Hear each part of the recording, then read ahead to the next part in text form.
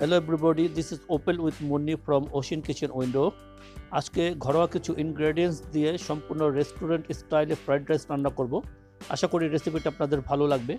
আরেকটি অনুরোধ, যারা আমাদের চ্যানেলে নতুন, প্লিজ চ্যানেলটি সাবস্ক্রাইব করে নেবেন, সাথে বেল আইকন অন করে দিবেন নতুন নতুন রেসিপির নোটিফিকেশনের জন্য। আরেকটি অনুরোধ, সাথে লাইক কমেন্টস করবেন এবং প্রিয়জনদের সাথে বেশি বেশি শেয়ার করে দিবেন। আর কথা বাড়াবো না, চলুন মূল রেসিপিতে চলে যাই।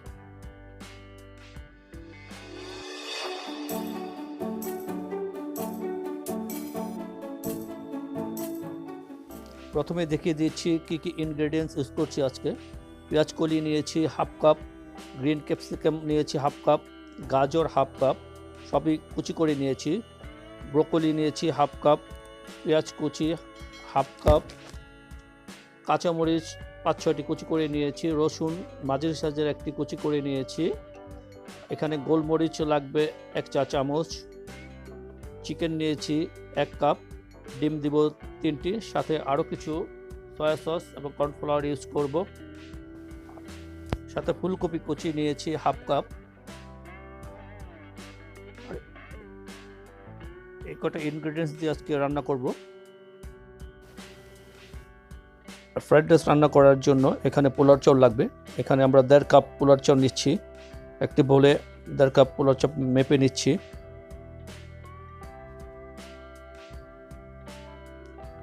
চালটাকে একটু ভালোভাবে ধুয়ে নিতে হবে।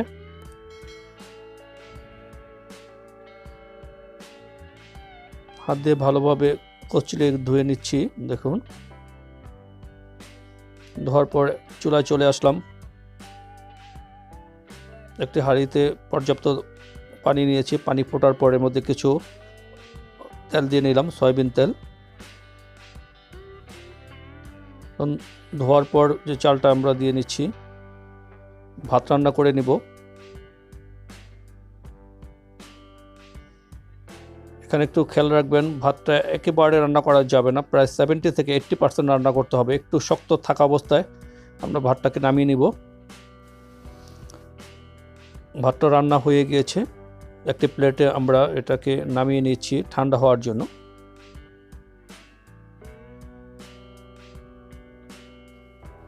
এখন চিকেনটা ম্যারিনেট করে নিব। 1 কাপ চিকেন নিয়েছি। এখানে চিকেনের মধ্যে 1 চা চামচ গোলমরিচের গুঁড়া দিলাম এবং 1 টেবিল চামচ সয়া সস নিলাম, আর 1 টেবিল চামচ ভিনেগার নিয়েছি, সাথে 1 চা চামচ টমেটো সস নিয়েছি, আর 1 টেবিল চামচ কর্নফ্লাওয়ার নিয়ে ভালোভাবে মেখে নিতে হবে। একটা চামচ দিয়ে আমরা এটা মেখে নিচ্ছি। ভালোভাবে মেখে কিছুক্ষণ রেস্টে রেখে দিব, প্রায় 15 মিনিটের মতন একটু রেস্টে রেখে দিব। এখন আমরা ডিম স্ক্র্যাম্বল করে নিব। প্রথমে 3টা ডিম আমরা ফেটে নিচ্ছি এবং চুলায় একটি প্যান বসিয়ে তার মধ্যে কিছুটা তেল দিয়ে, তেলটা গরম হওয়ার পর ফেটানো ডিমটা দিয়ে এটাকে ভালোভাবে স্ক্র্যাম্বল করে নিতে হবে। এই জিনিসটা একটু খেয়াল রাখতে হবে, যখন আপনারা ফ্রাইড রাইস রান্না করবেন আপনার ডিমটাকে আলাদাভাবে স্ক্র্যাম্বল করে নিতে হবে।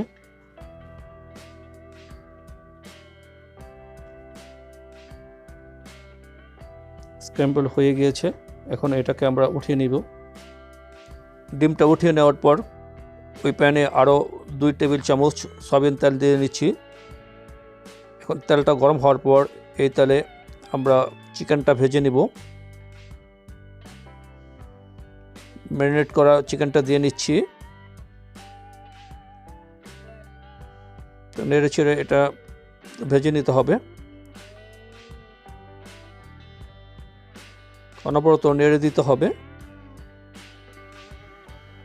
আরও কিছুক্ষণ নেড়ে চেড়ে এটাকে হালকা বাদামি করে এটাকে উঠিয়ে নিব। খেয়াল রাখতে হবে যেন এটা বেশি ভাজা না হয়ে যায়, তাহলে শক্ত হয়ে যাবে চিকেনটা। ভাজা হয়ে গেছে, আমরা উঠিয়ে নিচ্ছি। এখন ওই তেলে আর কিছুটা তেল দিয়ে আমরা মূল রান্নাটা করে নিচ্ছি। প্রথমে তেলটা গরম হওয়ার পর রসুন কুচি দিয়ে নিচ্ছি। রসুনটা হালকা একটু ভাজা হওয়ার পর এখন পেঁয়াজ কুচি দিয়ে নিচ্ছি, কাঁচামরিচ কুচি দিয়ে নিলাম। পর্যায়ক্রমে আমরা প্রতিটা সবজি দিয়ে নিচ্ছি।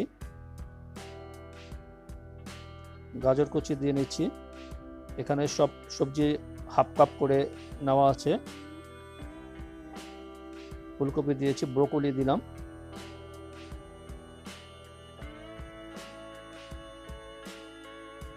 একটু ভালোভাবে ভেজে নিতে হবে।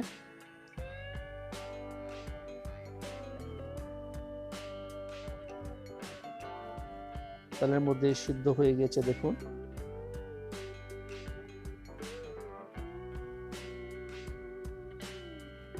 হালকা একটু ভেজে নিতে হবে। আরো কিছুক্ষণ একটু অপেক্ষা করব।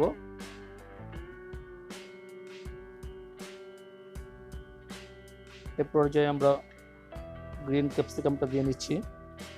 ক্যাপসিকামটা একটু পরে ইউজ করছি, আর পেঁয়াজ কলিটা একটু পরে ইউজ করছি, যেহেতু এটা একটু সফট, এই জন্য আগে ইউজ করিনি। এগ স্ক্র্যাম্বটা দিয়ে নিচ্ছি এবং চিকেনটাও দিয়ে নিলাম।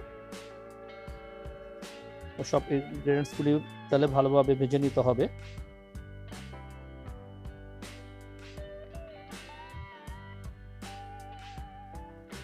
এখানে ম্যাগি ফ্রাইড রাইস মশলা ইউজ করছি 1 প্যাকেট।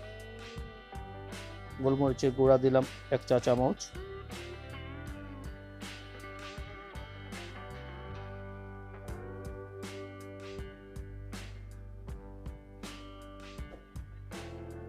টমেটো সস দিয়ে নিচ্ছি 1 টেবিল চামচের মতো।